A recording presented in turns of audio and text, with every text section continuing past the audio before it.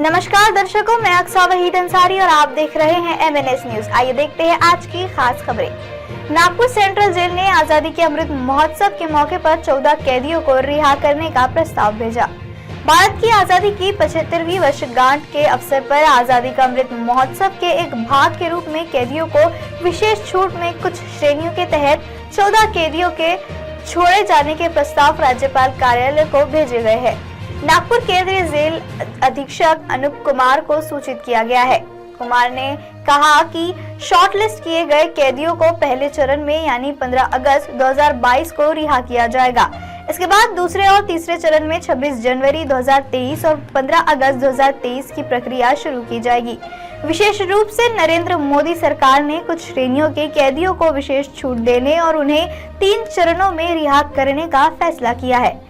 15 अगस्त 2022 यानी स्वतंत्रता की 75वीं वर्षगांठ के अवसर पर और 26 जनवरी 2023 यानी गणतंत्र दिवस और 15 अगस्त 2023 आजादी के अमृत महोत्सव मनाने के लिए उन्हें छोड़ा जाएगा।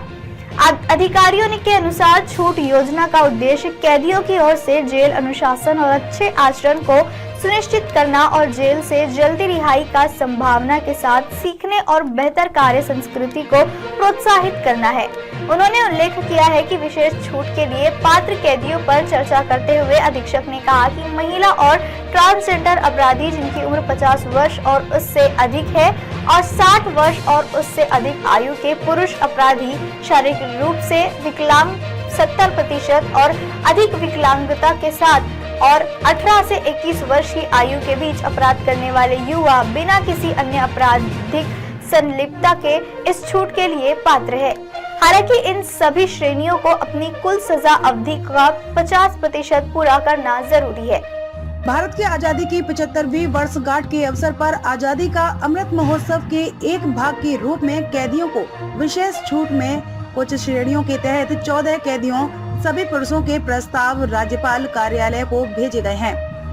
नागपुर केंद्रीय जेल अधीक्षक अनूप कुमार को सूचित किया। कुमरे ने कहा कि शॉर्ट लिस्ट किए गए कैदियों को पहले चरण में यानी 15 अगस्त 2022 को रिहा किया जाएगा।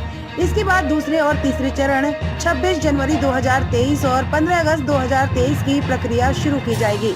सभी संभावनाओं का मूल्यांकन करने के बाद हमने उपरोक्त दिशा निर्देशों को पूरा करने वाले 14 पुरुष कैदियों के प्रस्ताव राज्यपाल कार्यालय को भेजे हैं। सरकार द्वारा अनुमोदित अंतिम सूची के बाद कैदियों को रिहा कर दिया जाएगा। हालांकि कैदियों की रिहाई से पहले नागपुर सेंट्रल जेल समाज में उनके पुनर्वास की सुविधा के लिए उनके और उनके परिजनों के लिए परामर्श सत्र आयोजित करेगा। अनूप कुमार कुमरे ने कहा।